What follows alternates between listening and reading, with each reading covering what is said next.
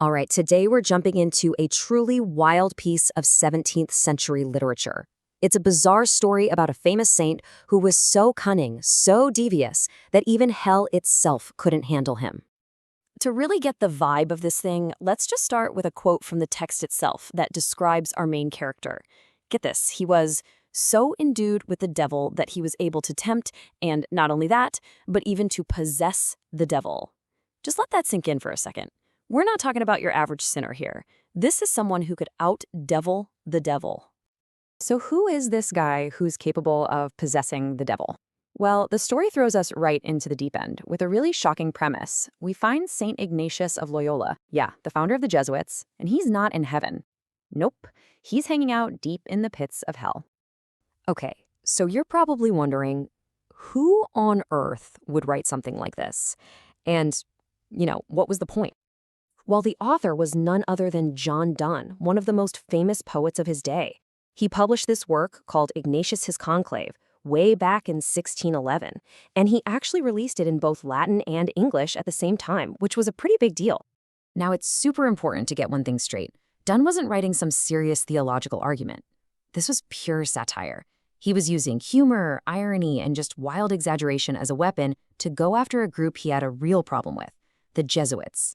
Back then, some people saw them as power-hungry and arrogant, and this book was basically Donne's way of taking them down a notch, starting with their founder. But here's where it gets really interesting. Ignatius isn't just a resident of hell. He's causing a huge problem. He is, ironically, way too good at being bad, and it's creating this totally bizarre headache for Lucifer himself. Think about it like this. Your average sinner, right? They're tempted by the devil, they get punished, they suffer torment. But Ignatius? No way.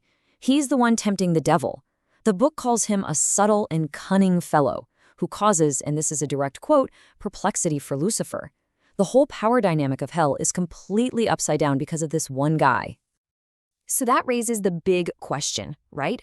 What is the Prince of Darkness supposed to do with a saint who's just too devious for his own kingdom? And Lucifer's solution? Well, this is where the story pivots from being a clever takedown to something straight out of science fiction.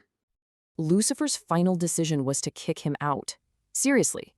Ignatius was literally ejected from hell and given a new mission: go colonize the moon. He was so much trouble, he got banished from hell. And Lucifer's logic, in a strange way, kind of makes sense. He figured Ignatius was so disruptive that he would actually do less damage to the universe if he was just quarantined on a totally different planet. But why the moon? Of all the places, why there? Well, the answer is just so cool because it plugs this whole wild story right into the middle of the scientific revolution that was completely changing Donne's world.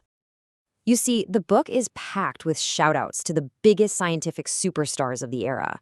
Donne name-drops Copernicus, Kepler, Tycho Brahe, and Galileo, the very people who were rewriting our entire understanding of the cosmos. And to really get how fresh this all was, just think about this. Kepler's publishing his revolutionary findings in 1609.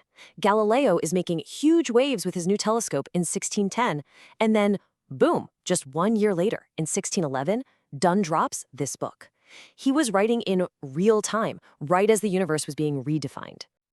And that's exactly why this book is so important.